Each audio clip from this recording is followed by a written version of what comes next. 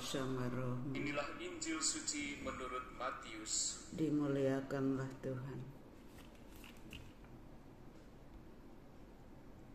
Sekali peristiwa datanglah murid-murid dan bertanya kepada Yesus, "Siapakah yang terbesar dalam kerajaan surga?" Maka Yesus memanggil seorang anak kecil dan menempatkannya di tengah-tengah mereka, lalu berkata, "Aku berkata kepadamu, sungguh, jika kalian tidak bertobat dan menjadi seperti anak kecil ini, kalian tidak akan masuk ke dalam kerajaan surga. Sedangkan barang siapa merendahkan diri dan menjadi seperti anak kecil ini, dialah yang terbesar dalam kerajaan surga. Dan barang siapa menyambut seorang anak kecil seperti ini dalam namaku, ia menyambut aku. Ingatlah, jangan menganggap rendah seorang pun dari anak-anak kecil ini, karena aku berkata kepadamu, malaikat-malaikat mereka di surga selalu memandang wajah Bapakku yang di surga." Lalu Yesus bersabda lagi, "Bagaimana pendapatmu jika seseorang mempunyai 100 ekor domba dan seekor di antaranya sesat? Tidakkah ia akan meninggalkan yang 99 ekor di pegunungan lalu pergi mencari yang sesat itu?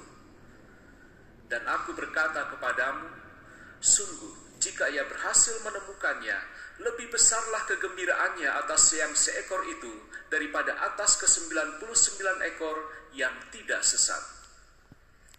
Demikian pula Bapamu yang di surga tidak menghendaki seorang pun dari anak-anak ini hilang."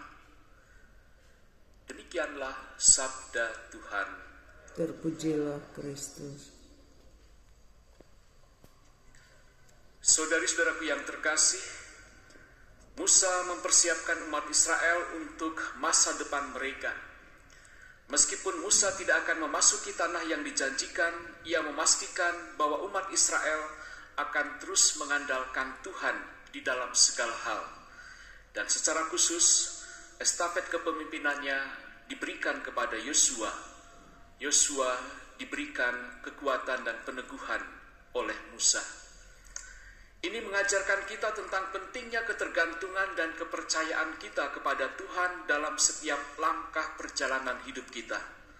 Musa memberikan teladan mengenai bagaimana kita harus mengandalkan Allah dalam setiap situasi, baik dalam suka maupun duka. Sementara itu, Yesus mengajarkan tentang kerendahan hati dan kasih terhadap sesama sebagai wujud iman yang hidup. Maka kerendahan hati seseorang menunjukkan kualitas ketergantungannya, imannya kepada Tuhan. Yesus menunjukkan bahwa siapapun yang merendahkan dirinya seperti seorang anak kecil adalah yang terbesar dalam kerajaan surga.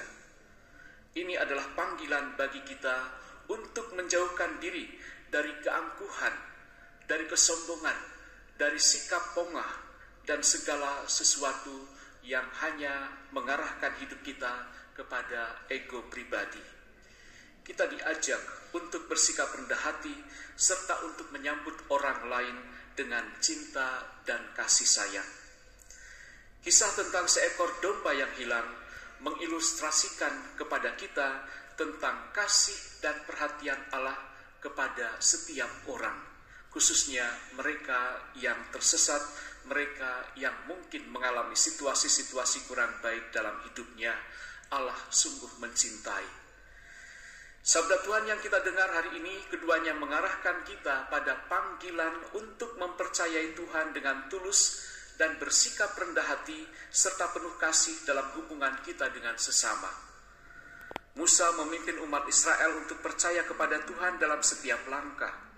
Dalam dunia yang penuh dengan kecemasan dan kebingungan, kita diingatkan bahwa Tuhan adalah pemandu dan penolong dalam setiap perjalanan hidup kita.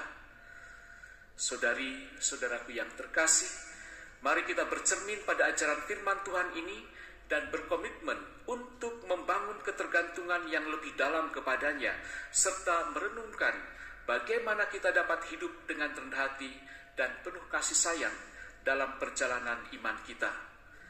Kiranya Roh Kudus memimpin kita dan memampukan kita di dalam mengupayakan ini semua.